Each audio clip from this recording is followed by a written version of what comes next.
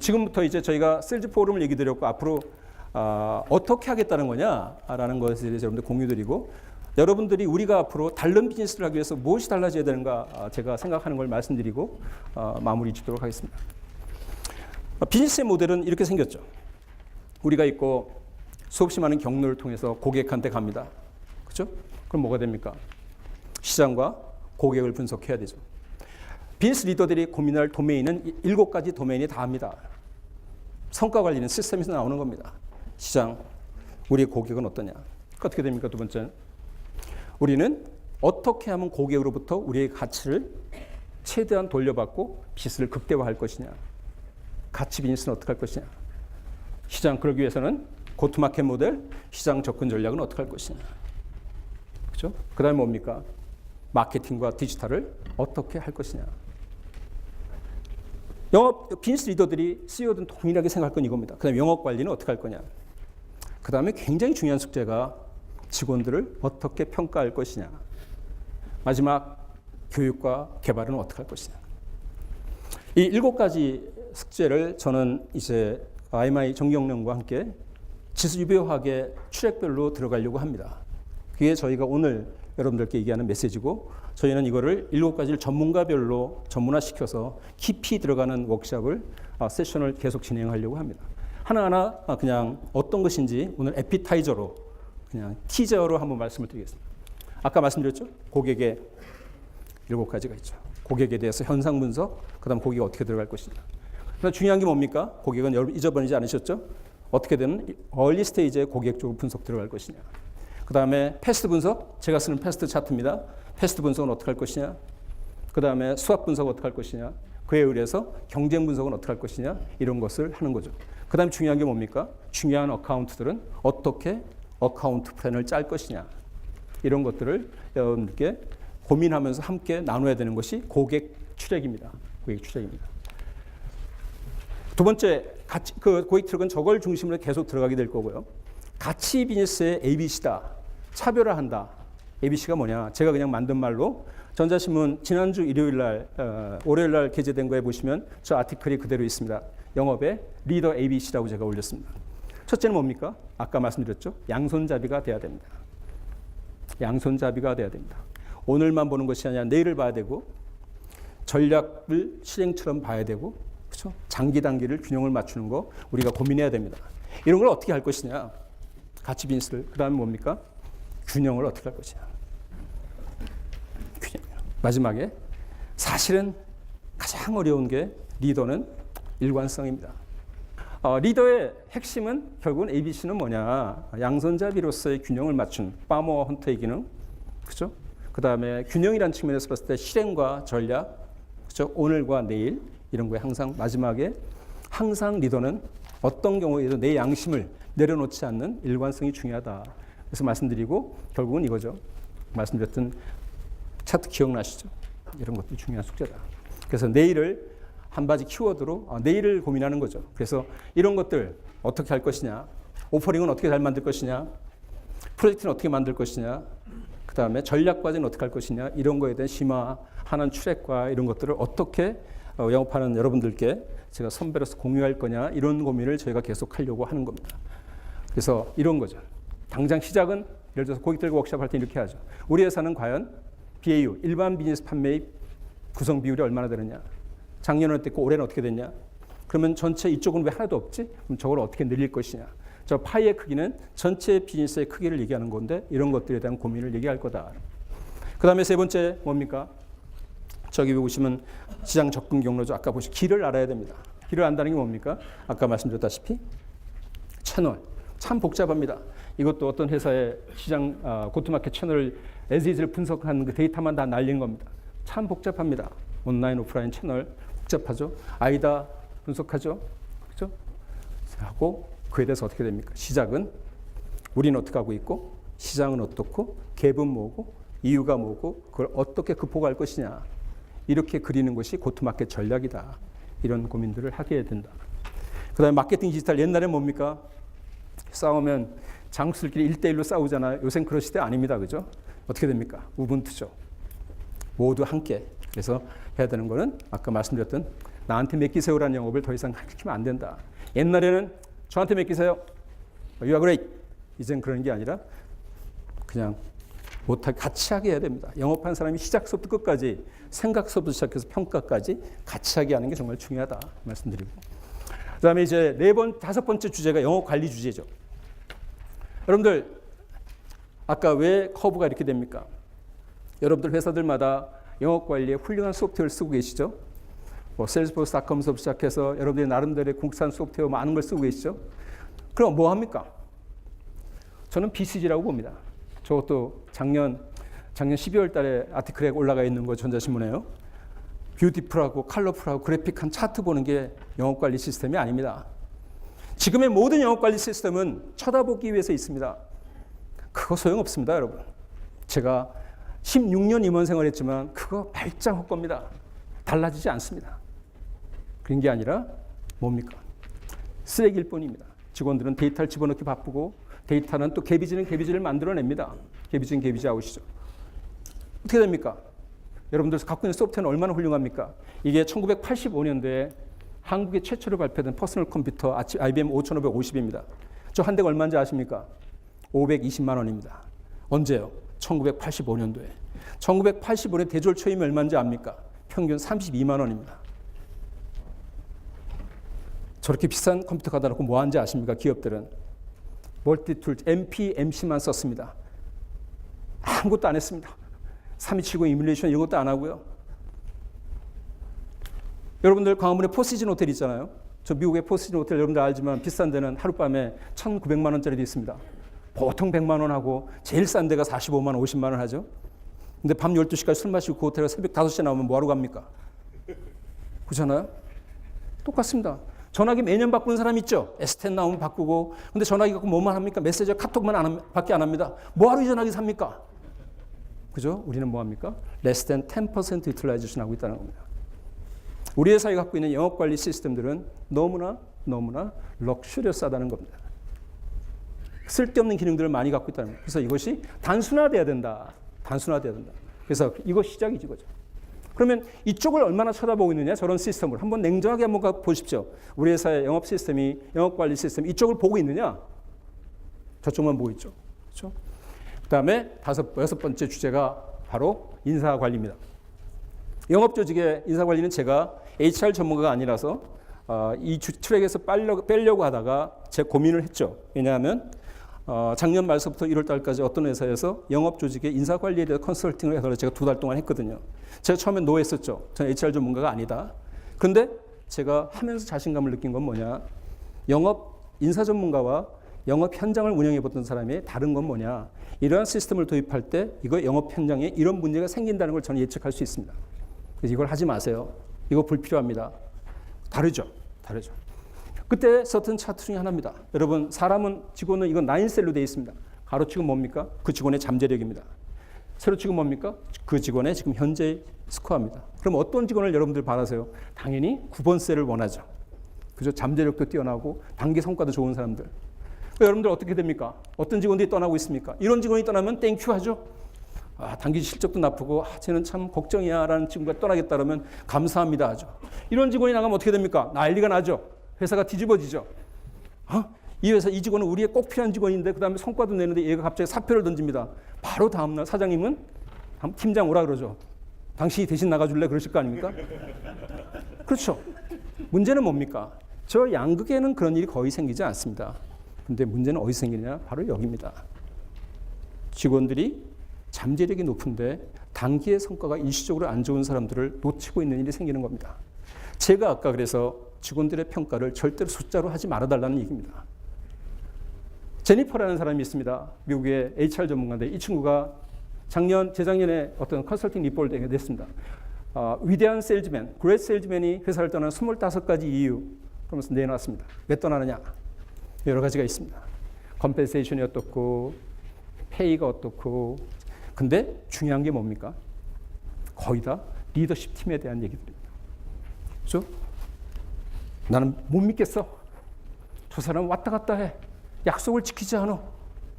뭡니까? 시스템보다 더 중요한 게 여기 있는 리더분들이라는 거죠. 그렇죠? 그래서 중요한 게 뭡니까? 하나 꼭 오늘 노트에서 가주실 거는 아까 제가 얘기한 대로 영업 직원의 인사 효과는 성과 퍼포먼스 결과가 아니다. 성과는 인센티브로 끝난 거다. 그 다음에 인사 효과는 냉정하게 그의 잠재력과 실행의 각도를 전부 다 종합적으로 봐줘야 된다. 그래서 고성과가 목표 달성 이퀄 고성과가 절대 아니다. 그죠? 이밸리에이션하고 인센티브는 절대로 같아서는 안 되는 겁니다. 이게 분리돼야 된다. 말씀을 드리면서 이것도 굉장히 중요한 주제라서 상당히 많은 회사들이 고민하고 있고 모든 숙제가 여기에 있기 때문에 저희가 이 트랙도 HR 전문가와 같이 결합해서 이 트랙도 운영하려고 합니다. 마지막 교육 개발입니다. 우리가 흔히 역량, 직원들의 능력 이런 얘기를 할 때 이런 아이스버그를 얘기하는데 뭘부터 봅니까? 스킬을 얘기하죠. 제가 우리 제품에 대한 것을 잘 알아 몰라. 우리 이쪽에 경험이 있어 없어. 이런 얘기하죠. 운전수가 여러분들이 면허증 딸 때 스킬 같은 것밖에 안 되는 겁니다. 중요한 건 뭡니까? 어빌리티는 저기 있는 스킬보다 좀 다르죠. 경험과 결합적으로 나타나죠. 그렇지만 이것보다 본질적으로 중요한 게 뭐냐? 결국은 어떤 꿈을 가지고 영업을 하는 사람이냐? 어스파레이션입니다. 마지막에 뭡니까? 애티튜드죠. 3A로 평가해라. 제 본사 사장이 제가 본사에 있을 때 떠나올 때 제 네 밑에 애들을 3A로 평가해라. 어빌리티 중요하지만 상대적으로 안 중요하다. 어스파레이션과 애티튜드가 나쁘면 문제가 있다. 특히 애티튜드가 나쁘면 잘라라. 애티튜드 우리말로 싸가지가 없으면 잘리라는 얘기입니다. 그래서 어쨌든 저게 중요하다. 그래서 교육이라는 게 우리가 뭐냐 이런 얘기들 많이 하죠. 회사에 입사하면 회사의 규정 얘기하고 우리 제품이 어떻게 있고 어떤 게 있고 이런 교육 다 시키죠. OJT 시키죠. 그다음에 뭐 무슨 비즈니스에 우리 비즈니스 제품이 어떤 장점이 있고 단점이 있고 얘기하죠. 조금 더 가르치면 뭐 할게요? 우리가 어떤 산업의 고객들은 어떻고 이렇게 얘기하죠. 근데 이거 가르치는 회사 있습니까? 시장을 어떻게 쳐다봐야 되냐? 시장을 어떻게 분석해야 되냐? 고객을 어떻게 정리하고 어떻게 고객을 분석하고 고객을 어떻게 관리해야 되느냐? 우리는 가치를 극대화하기 위해서 어떤 비즈니스를 리드해야 되고 어떻게 접근해야 되느냐? 그렇죠? 경쟁, 성과, 영업윤리. 뒤에는 상대적으로 어느 정도 타치가 되죠. 이게 영업 직원들한테 들어가야 될 어빌리티의 가장 중요한 대목입니다. 밑에 있는 것들은 그냥 날리지죠. 저 중간에 있는 것은 어빌리티입니다. 그래서 어스팔레이션과 애티튜드는 여러분들이 롤 모델에서 바꿀 수 있는 것이고 어빌리티는 저걸 가르쳐야 되지 저걸 안 가르치고 제품에 대한 설명해주고 스킬만 가르치고 프레젠테이션을 잘해라. 니고시에이션을 잘해라. 커뮤니케이션을 이렇게 해라. 다큐멘테이션을 이렇게 해라. 그건 그냥 난리지고 스킬입니다. 껍데기입니다. 저것이 없으면 소용이 없죠. 그래서 말씀을 드리고 흔히 이런 얘기하죠. 국내를 대표하는 어떤 회사에 갔더니 대표님 저희는 인더스트리 교육을 받길 원합니다. 어떤 인더스트리를 원하십니까? 인더스트리요. 어떤 인더스트리요? 파이낸스 인더스트리 얘기하십니까? 우리 김태훈 대표 저기 계신 증인입니다. 파이낸스 인더스트리가 어디 있습니까? 은행입니까? 증권입니까? 보험입니까? 보험도 하나가 아니잖아요. 손보입니까? 생보입니까? 유통업은 하나입니까? 패션입니까? 아웃도어입니까? 푸드입니까? 인더스트리 교육을 누가 시켜줍니까? 인더스트리 교육은 고객한테 배우는 겁니다. 우리 이런 얘기 잘합니다. 우리가 고객을 못 만나요. 인더스트리 스킬이 없어서요. 이걸 어떻게, 그건 절대로 우물 앞에서 숭늉 찾는 겁니다. 연못 구호입니다. 그거는 시간을 가지고 고객한테 배워야죠. 잘난 척하면 안 됩니다.